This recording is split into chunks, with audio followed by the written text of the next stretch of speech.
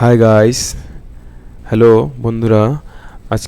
এখন আমি 2021 সালের নিটের বটানি সেকশনের 10টা কোশ্চেন আলোচনা করব এবং কোশ্চেনগুলো এক্সপ্লেন করব। আশা করছি তোমরা এই ভিডিওটা যদি মনোযোগ সহকারে দেখো তাহলে তোমাদের অনেক কনসেপ্ট এখান থেকে তোমরা ক্লিয়ার করতে পারবে।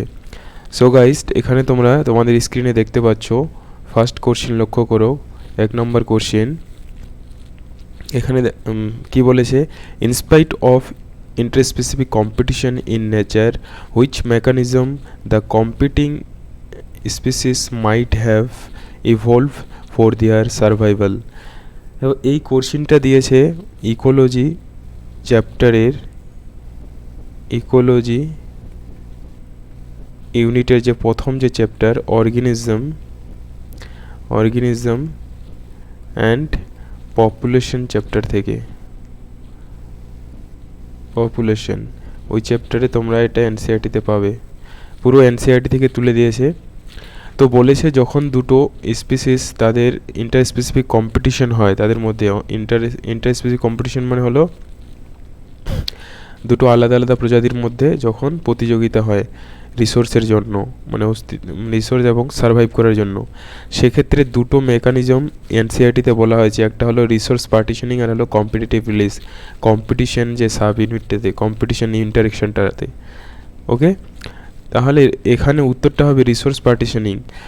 রিসোর্স পার্টিশনিংয়ের ক্ষেত্রে কি হয় অ্যাকচুয়ালি, যখন দুটো স্পিসিস একই জায়গায় বসবাস করে এবং তাদের যখন রিসোর্স এবং হ্যাবিটেন্ট যে এরিয়া, তারা যে নির্দিষ্ট এরিয়ায় বসবাস করে সেই জায়গা এবং রিসোর্স যখন একই হয়, তখন দুজনের মধ্যে যে কম্পিটিশন না করে তারা কি করে তাদের রিসোর্সকে ভাগ করে নেয়, পার্টিশন করে নেয়।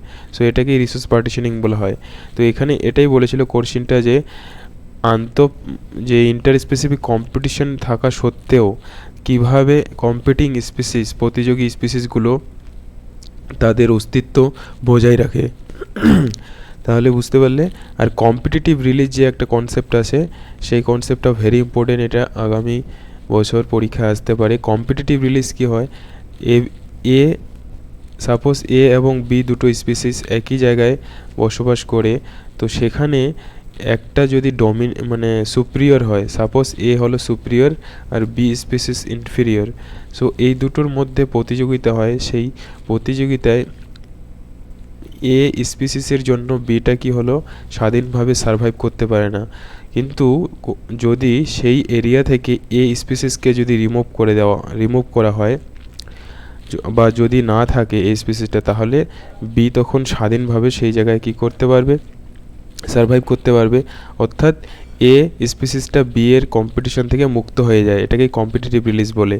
আর মিউচুয়ালিজমে কি হয় জানো তোমরা, মিউচুয়ালিজমে দুটো স্পিসিস একে অপরকে কি করে সাহায্য করে বেঁচে থাকে। প্রিডেশনে হলো একজনকার উপকার হয়, অন্যজনের কি হয়, ক্ষতি হয়। সো এগুলো ইন্টারেকশন টপিকটা থেকে সব দেওয়া হয়েছে, বুঝতে পারছো। এখানকার উত্তর তাহলে হচ্ছে 1 নাম্বার। Clear guys? নেক্সট কোশ্চেনে চলে আসবো। নেক্সট কোশ্চেন 2 নাম্বার কোশ্চেন হলো মেলানো কোশ্চেন, যে ম্যাট্রিক্স টাইপের, বামপক্ষ ডানপক্ষ। এই কোশ্চেনগুলো তোমরা খুব সহজে করতে পারবে। দেখো এখানে ফার্স্ট স্টেটমেন্টটা কি বলছে, cell with active cell division capacity, যেসব সেলগুলোর সক্রিয় বিভাজন ক্ষমতা আছে। তাহলে এই দিকে যদি দেখি আমি, vascular tissue, meristematic tissue, sclereid, simple tissue. তাহলে মেরিস্টেমেটিক টিস্যু মানে হলো ভাজক কলা, ভাজক কলাগুলো কি হয়, সক্রিয় বিভাজন হয়। তাহলে এর হচ্ছে 2 নম্বর স্টেটমেন্টটা মিলে যাবে। Tissue having all cell similar in structure and function, যেসব টিস্যুগুলোর সিমিলার স্ট্রাকচার হয় এবং ফাংশন হয় তাদের আমরা সিম্পল টিস্যু বলি। Tissue having different type of cell, আলাদা আলাদা টিস্যু দ্বারা গঠিত, না যেসব টিস্যুগুলো আলাদা আলাদা সেল দ্বারা গঠিত তাদের আমরা ভাস্কুলার টিস্যুর মধ্যে বলবো, যে ভাস্কুলার টিস্যুগুলো আলাদা আলাদা সেল দ্বারা গঠিত হয়। And dead sales with highly thickened wall and narrow lumen, dead cell সাধারণত স্ক্লেরাইড ডেড সেল হয়, যেটা স্ক্লেরেনকাইমার মধ্যে পড়ে। এটা তোমরা এনসিইআরটিতে এই কোশ্চেনটার উত্তর পেয়ে যাবে, প্লান্ট অ্যানাটমি চ্যাপ্টার থেকে দিয়েছে এটা। ওকে, প্লান্ট অ্যানাটমিতে পেয়ে যাবে, পুরো এনসিইআরটি থেকে দেওয়া হয়েছে। তাহলে এখানে আমরা যদি মেলাই এখন উত্তর, ফার্স্ট তোমরা মিলিয়ে দেখবে যে প্রথমটাই সঠিক হবে। এই কোশ্চেনটা আরও সহজ, যেটা দেখো ফার্স্ট যে স্টেটমেন্ট 2 নম্বরের সঙ্গে মিলছে, খুব সহজ করে দিয়েছে। এখানে এতে দেখো শুধুমাত্র 1 নম্বর অপশনেই 2 আছে, বাকিগুলো সব আলাদা আছে। তাহলে বাকিগুলো তোমাদের দেখতেই হতো না যদি তুমি এ অপশন স্টেটমেন্টটা তোমার কনফার্ম জানা থাকতো তাহলে। আর এইভাবেই এই কোশ্চেনগুলো টাইমটা সেভ করার জন্য কি করবে, যেই স্টেটমেন্টটা তোমার কনফার্ম জানা থাকবে সেটাকে মিলিয়ে দেখার পরে তুমি অপশনগুলো গিয়ে দেখবে, যদি সেটা মিলে যায় তাহলে সেটাই অ্যান্সার হয়ে যাবে, বাকিগুলো মেলানোর প্রয়োজন হবে না। কারণ টাইমটা খুবই ইম্পর্টেন্ট এখানে নিটের ক্ষেত্রে। বুঝতে পেরেছো গাইস? নেক্সট কোশ্চেন 3 নম্বর কোশ্চেনে দেখো, 3 নম্বর কি question, purification process for recombinant DNA technology edition of child ethanol precipitate out. এটা বায়োটেকনোলজি চ্যাপ্টার থেকে দিয়েছে। বায়োটেকনোলজি চ্যাপ্টারে যে ফার্স্ট ইউনিটের প্রথম যে chapter biotechnology principal and process, সেখানে কি করেছে, যখন পিউরিফিকেশন করা হয় ডিএনএ টেকনোলজিতে যে ডিএনএ প্রেসিপিটেট আউট হয়, সেই চিল্ড ইথানলের সঙ্গে কাকে মেশানো হয়, অ্যাকচুয়ালি ডিএনএকে মেশানো হয়। তো ভেরি সিম্পল, এটা উত্তর তাহলে 2 নম্বর হবে। পুরো এটা এনসিইআরটিতে তোমরা পেয়ে যাবে ফার্স্ট চ্যাপ্টারে বায়োটেকনোলজি প্রিন্সিপাল প্রসেসে।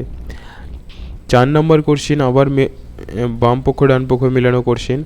এখানে এই কোশ্চেনটা দিয়েছে প্লান্ট ট্রান্সপোর্ট যে চ্যাপ্টার ক্লাস 11-এর, প্লান্ট ট্রান্সপোর্ট চ্যাপ্টার থেকে দিয়েছে প্লান্ট ফিজিওলজির। সো এখানে ভালো কনসেপ্ট আছে, তোমরা এখানে দেখো ভালো করে আমি জিনিসগুলো আলোচনা করছি। এখানে বলেছে কোহেশন, অ্যাডিশন, সারফেস টেনশন আর হলো গাটেশন।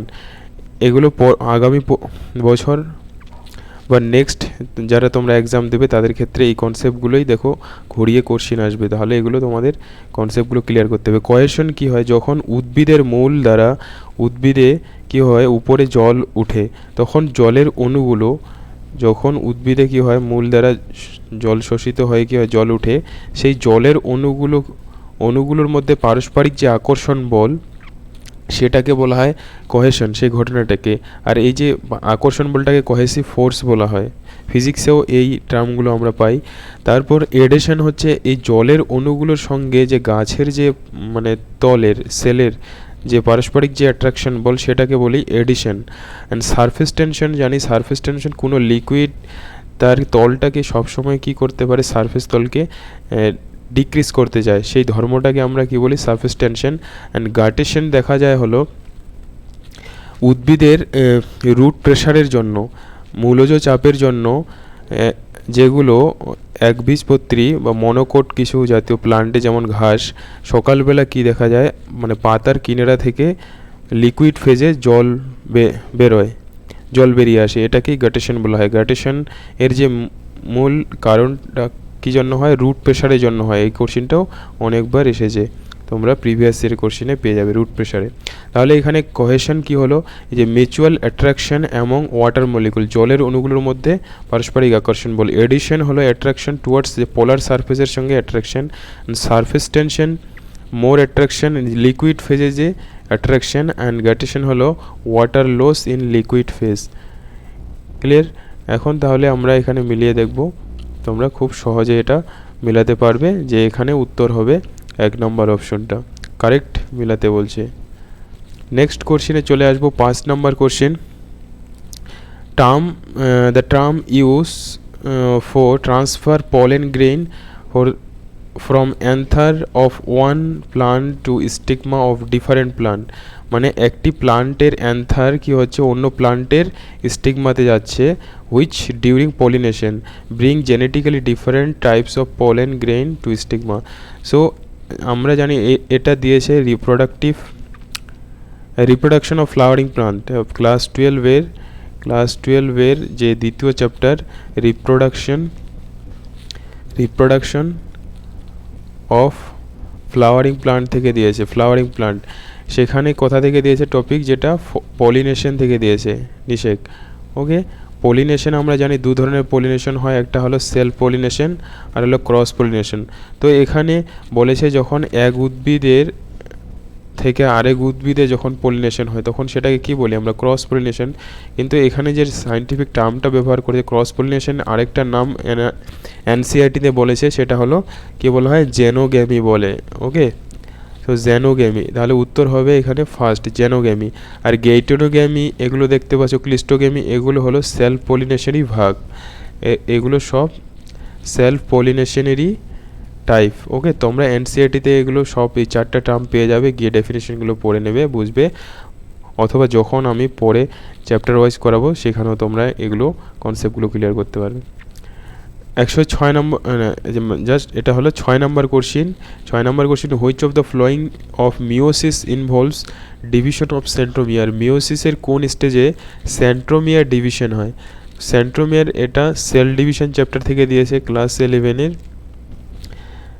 Cell division. তাহলে আমরা জানি মিওসিস দু ধরনের হয়, একটা হলো মিওসিস 1 আর হলো মিওসিস 2। মনে রাখবে যে মিওসিসের আবার 4টা করে ভাগ হয়, প্রফেস 1, প্রফেস মেটাফেস, অ্যানাফেস, টেলোফেস। তাহলে মিওসিস 1-এর প্রফেস 1, প্রফেস 2 এইভাবে। মিওসিস 2-এর হলো প্রফেস 2, অ্যানাফেস 2, প্রফেস মেটাফেস, অ্যানাফেস 2, তারপর হলো টেলোফেস 2।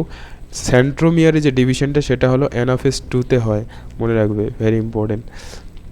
সেল ডিভিশনে এটা পেয়ে যাবে 107 বা এটা 7 number question. Which one of the following correct sequence of steps in PCR? এটাও বায়োটেকনোলজি থেকে দিয়েছে, ক্লাস 12-এর বায়োটেকনোলজি ইউনিটের first chapter biotechnology principal and প্রসেসের যে পিসিআর যে টেকনিকটা, যেটার মাধ্যমে কি করা হয়, ডিএনএ মলিকুলগুলোকে তাদের কি করা হয়, সংখ্যাটা বাড়ানো হয়। পিসিআরে পলিমারের চেন রিয়াকশানে 3টা স্টেপ আছে। ফার্স্ট স্টেপটাকে বলা হয় ডিনেচুরেশন, সেকেন্ডটাকে অ্যানিলিং এবং থার্ড স্টেপটাকে বলা হয় এক্সটেনশন। সো ভেরি ইম্পর্টেন্ট, এটা এর আগেও অনেকবার এসেছে। ওকে, তো ফার্স্ট এখানে অপশন দেখতে পাচ্ছ ডিনেচুরেশন, অ্যানিলিং আর না এক্সটেনশন। ক্লিয়ার?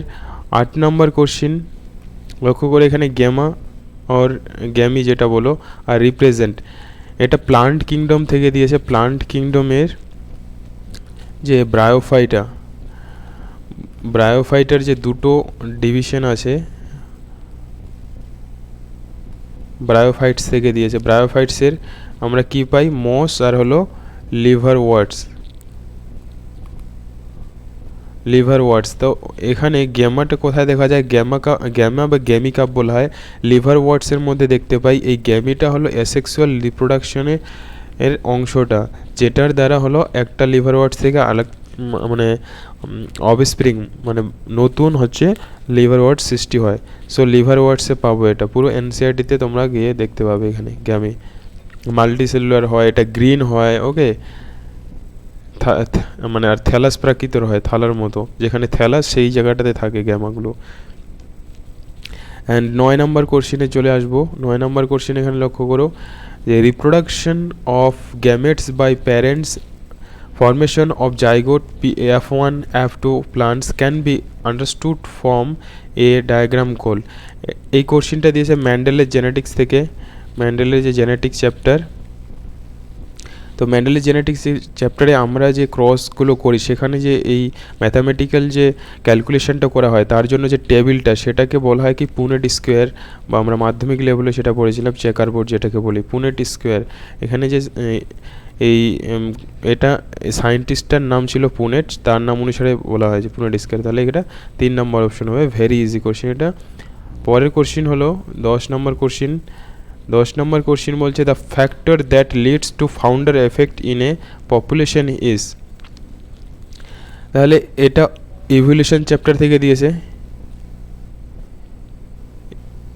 ইভলিউশন চ্যাপ্টার থেকে দিয়েছে। ওকে, ইভলিউশন চ্যাপ্টারে যে ফাউন্ডার এফেক্ট, এটা ভেরি মানে ইম্পর্টেন্ট কনসেপ্ট একটা।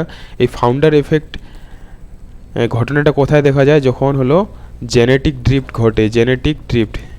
জেনেটিক ড্রিফট জিনিসটা কি? জেনেটিক ড্রিফট হলো যখন এক জায়গা থেকে অন্য এক জায়গায় পপুলেশনের কি হয়, ট্রান্সফার হয়। ধরো এই জায়গা থেকে পপুলেশন হচ্ছে বি জায়গায় আসছে।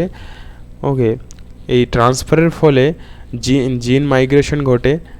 এবং অথবা জিন ফ্লো হয়, জিন ফ্লো হওয়ার ফলে যখন স্মল পপুলেশনের ক্ষেত্রে এটা ঘটে এই জিনিসটা, এবং এই ঘটনাটা যখন সাডান মানে বারবার ঘটে এবং সাডানলি যদি হয়, সেক্ষেত্রে সেটাকে বলা হয় জেনেটিক ড্রিফট।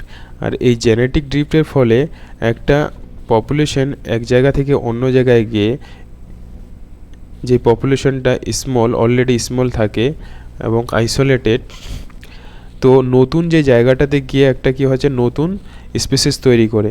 সো এই ঘটনাটাকে ফাউন্ডার এফেক্ট বলা হয়। সো ভেরি ভেরি ইম্পর্টেন্ট এটা। এখানে তোমরা এভলিউশন চ্যাপ্টারে যদি যাও, সেখানে হার্ডি উইনবার্গের যে প্রিন্সিপাল আছে সেই জায়গাটাতে তোমরা এটা পেয়ে যাবে, ফাউন্ডার এফেক্ট অ্যান্ড জেনেটিক ড্রিফটের ডেফিনেশন। সো বন্ধুরা, এই 10টা কোশ্চেন ছিল। পরবর্তী ভিডিওতে আমি আরও নেক্সট যে 10টা কোশ্চেন নিয়ে আসবো। আশা করছি তোমাদের এই ভিডিওটা ভালো লাগবে। যদি ভিডিওটা ভালো লাগে অবশ্যই চ্যানেলটাকে সাবস্ক্রাইব করো অ্যান্ড লাইক করো, এবং তোমরা বন্ধুবান্ধবদের কাছে এটা শেয়ার করতে পারো। ওকে, সো পরবর্তী ভিডিওতে তোমরা নেক্সট 10টা কোশ্চেন পাবে। আমি জুলজির যে 50টা কোশ্চেন ছিল সেগুলো একটা টোটাল ভিডিওতে আমি আপলোড করেছি। বটানি 50টা কোশ্চেন বাকি আছে, তার মধ্যে আমি 10টা করলাম, 10টা কোশ্চেন। ওকে, নেক্সট 10টা কোশ্চেন পরবর্তী ভিডিওতে পাবে। So thank you guys, thank you.